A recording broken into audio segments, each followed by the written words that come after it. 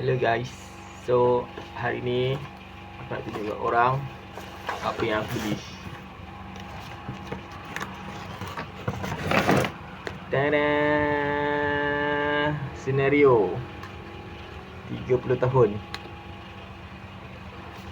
So kita tengok kat dalam. Buka elok lah. Ini apa yang ada kat dalam ni.